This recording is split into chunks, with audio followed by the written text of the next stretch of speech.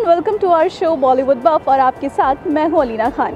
आज हम मौजूद हैं पीवीआर प्लाजा में जहां हो रही है फिल्म 2020 दिल्ली की प्रेस कॉन्फ्रेंस।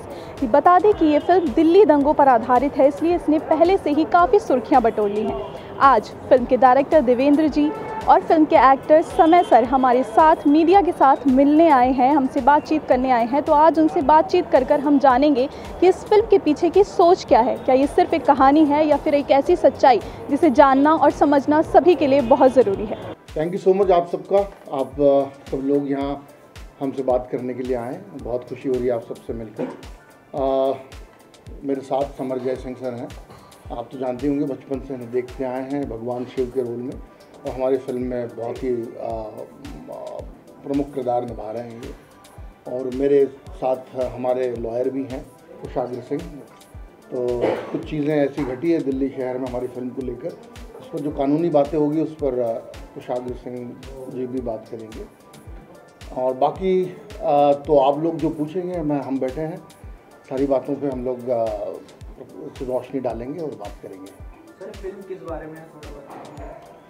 फिल्म मैं अगर कहूँ तो जैसा कि आपने ट्रेलर देखा ही होगा तो थोड़ा सा अंदाज़ा लग गया होगा आपको, क्योंकि आप सब लोग दिल्ली के रहने वाले हैं। तो दिल्ली 24 फरवरी 2020 को जो यहाँ पे घटनाएं घटी थी उस पर आधारित है। लेकिन 2020 में 24 फरवरी को जो घटनाएं घटी उसको अगर हमें देखना है तो हमें उसके बहुत पीछे जानना पड़ेगा कि वो क्यों घटी, उसके जड़ में क्या है, उसकी रूट में क्या है। तो हम अगर पीछे जाना चाहें तो बहुत पीछे जा सकते हैं, 1947 तक जा सकते हैं, जब देश आज़ाद हुआ। तो पार्टीशन के टाइम पर एक माइनॉरिटी जो है, हिंदू माइनॉरिटी जिसको बोलते हैं, पाकिस्तान में, बांग्लादेश में, अफ़गानिस्तान में, वो वहाँ छूट गई। और उसके बाद किसी ने उनकी तरफ मुड़कर भी नहीं देखा कि वो किस हालात में रह रहे हैं। आज एक वीडियो आमतौर पे हफ्ते भर में 10 दिन में एक वायरल वीडियो आ जाता है, मेरे पास तो सालों से मैं देख रहा हूँ। एक बच्ची जो होती है, 14-15 साल की बच्ची है, वो रो रही है अपने माँ बाप से के पास जाने के लिए। माँ बाप बिलख रहे हैं और उसे खींच कर ले जाया जा रहा है, और वो इतने मजबूर है कि वो अपनी बच्ची को वापस नहीं ला सकते हैं, क्योंकि एक ग्रुप ने, एक 2-4 लोगों ने बोल दिया कि भाई ये मैं चाहता हूँ कि आज से मेरी बीवी है, मेरे पास रहेगी, मैंने इसको अबडक्ट कर लिया है। कोर्ट ने उसे लीगल करार दे दिया है। तो ये इस तरह की प्रताड़ना में ये लोग बरसों से जी रहे हैं। वहाँ चेंड स्लेवरी हो रही है, बंधुआ मजदूरी में लोगों की पुश्तें निकल जा रही है। लेकिन सारा वर्ल्ड जो है ना अपने ब्लाइंड आई करके उस तरफ बैठा हुआ है। आज चैट जीपीटी, गूगल से ज़्यादा हम चैट जीपीटी देखते हैं आजकल।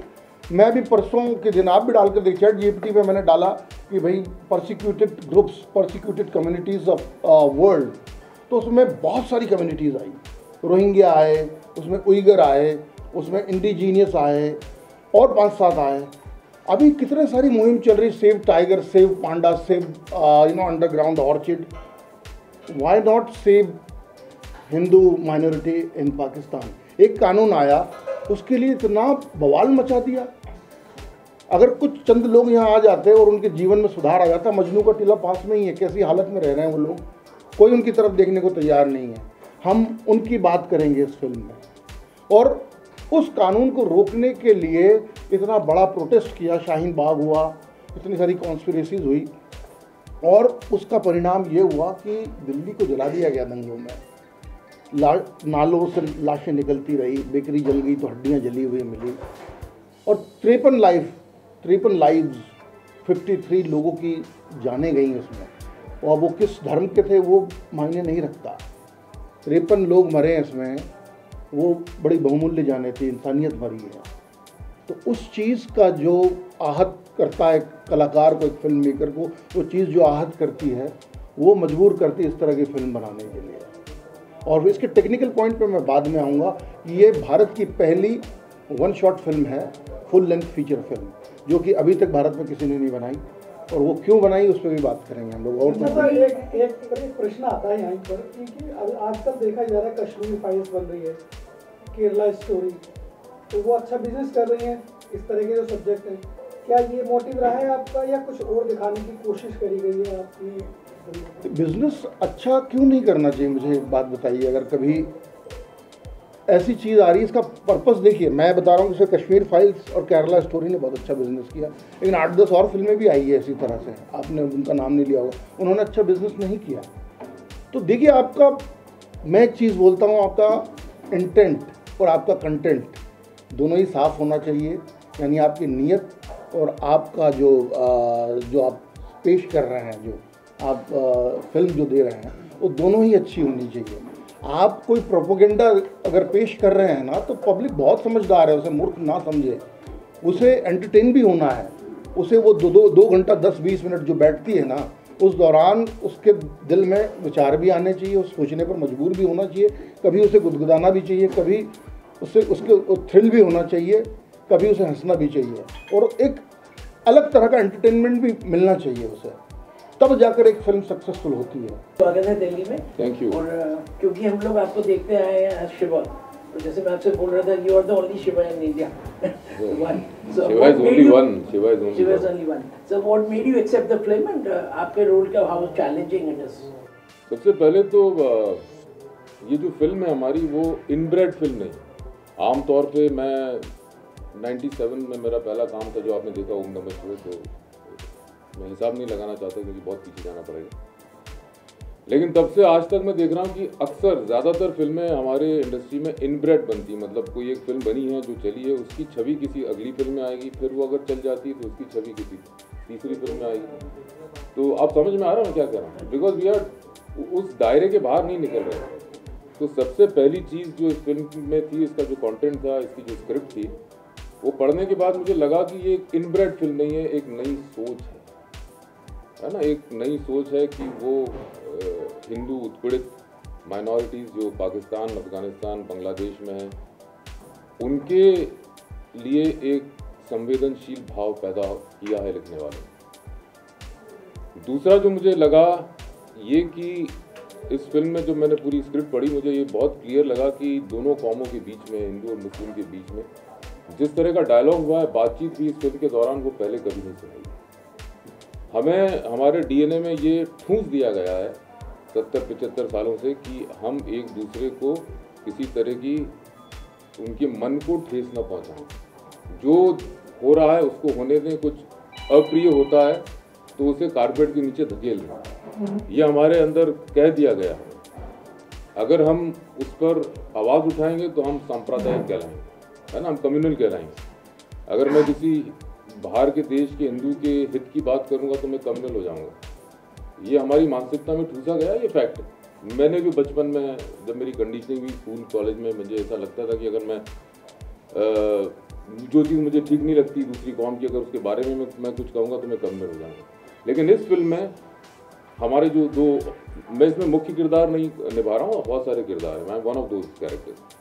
तो हमारे जो दो इम्पॉर्टेंट कैरेक्टर्स हैं जिनके बीच में बहस चल रही, बड़ी खुल के, बड़ी ऐसी बातें हुई जो आज तक मैंने किसी कंटेंट में, किसी कहानी में, मंटो साहब की कहानी में भी नहीं देखी। मंटो साहब बहुत पढ़ा मैं, लेकिन एक नया विचार, एक नई सोच, दूसरी सोच, मतलब एक तो वो जो हिंदू उत्पीड़ित हैं, दूसरी ये जहाँ जो मन मुटाव है।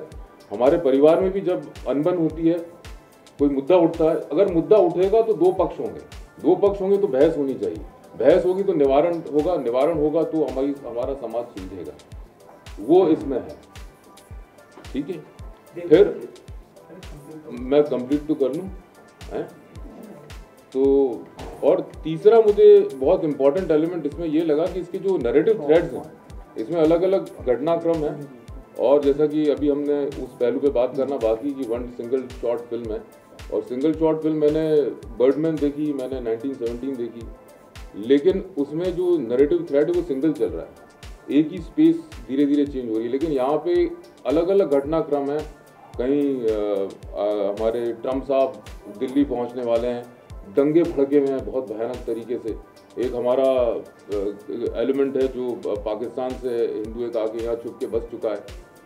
एक है हमारे दो लड़के जो किसी काम से निकले थे सुबह, लेकिन दंगे भड़क गए, कहीं एक जगह वो ट्रैप हो गई। बाकी सब फिल्म देखने के बाद हाँ, सॉरी मैं बह गया। लेकिन मैं ये बता रहा हूँ कि ये नैरेटिव इस तरह के फॉर्मेट में मैं ज़्यादा बोला नहीं, इतना तो चलेगा। मैंने सही नहीं, इनको जिज्ञासा जागेगी इनको। मैं आपको जिज्ञासी करना चाहता हूँ कि ये जो अलग अलग नैरेटिव थ्रेड्स हैं उनको एक स्पेस में लाना, क्योंकि सिंगल शॉर्ट फिल्म है तो स्टार्ट टू फिनिश कैमरा चल रहा है। आप देखिए कितना एक्साइटमेंट है फिल्म के लिए, सब बह गए।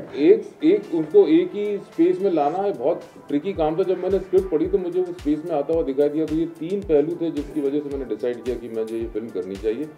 और last but not the least, एक मैं इंदौर से बिलोंग करता हूँ, देवेंद्र भाई भी इंदौर के हैं, और मुझे ये अच्छा लगा कि इन्होंने उस बॉलीवुड नहीं कहना चाहता हूँ मैं, मुंबई फिल्म इंडस्ट्री कहता हूँ, उसके दायरे से बाहर निकल के सोचा। अगर वहाँ रहते तो ना ये फिल्म वो बना पाते, क्योंकि इनको लोग डिस्करेज करते, है ना। एक मैंने बहुत अच्छा एक कथन आज सुबह मैंने पढ़ा था, तो मैंने आप लोगों के लिए बचा के रखा। उदय प्रकाश जी का कथन है, आदमी मरने के बाद कुछ नहीं सोचता, आदमी मरने के बाद कुछ नहीं सोचता, आदमी मरने के बाद कुछ नहीं बोलता, जो कुछ नहीं सोचने कुछ नहीं बोलने पर आदमी मर जाता है। तो नया सोचा है, नया बोला है, बस इतने कहना चाहूँगा। Elections are devoid of any color caste, right? And इस मूवी से काफी इफेक्ट होगा। तो इस इलेक्शन कमीशन, आपके साथ वकील साहब हैं, तो इलेक्शन कमीशन में जैसे अभिषेक मनु सिंघवी जी ने कुछ करा है, कुछ होगा क्या कि मूवी को स्टॉप कर देंगे? नहीं, अभी तक तो हमें कोई नोटिस नहीं मिला है, तो इलेक्शन कमीशन को कुछ दिक्कत हुई नहीं होगी उससे मेरे ख्याल से। बाकी अभिषेक मनु सिंघवी जी के मुद्दे पर वकील साहब बताएंगे।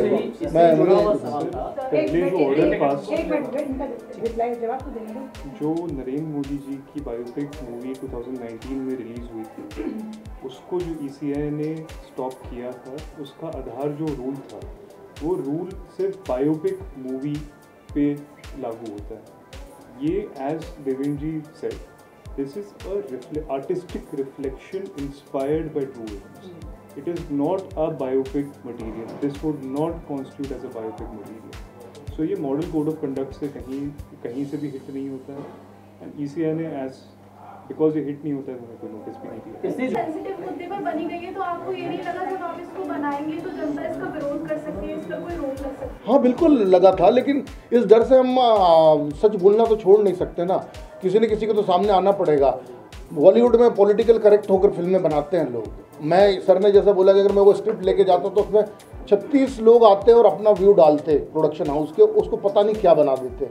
इसलिए मैंने बाहर आकर इतनी बड़ी रिस्क ली, क्योंकि फिल्म सिर्फ एंटरटेनमेंट का माध्यम नहीं है, वो कुछ बोलना चाहिए उस फिल्म ने, उसने आपके साथ वो फिल्म घर तक जानी चाहिए वापस। तो ये मुझे बोलना ही था। इसके लिए अब क्या है कि जब आपको कुछ करना ही है जीवन में, तो फिर परिणाम की क्या चिंता करना, निकल चलना। तो ये थी फिल्म 2020 दिल्ली की प्रेस कॉन्फ्रेंस, जहां डायरेक्टर देवेंद्र सर और एक्टर समय सर ने मीडिया के सारे सवालों के जवाब दिए। लेकिन अब देखना ये होगा कि जब ये फिल्म बड़े पर्दे पर आएगी तो जनता इसको कैसे लेती है। फिलहाल इस खबर के लिए इतना ही। अब आपसे विदा लेती हूँ। कैमरामैन महराज के साथ अलीना खान, NBC भारत। नमस्कार।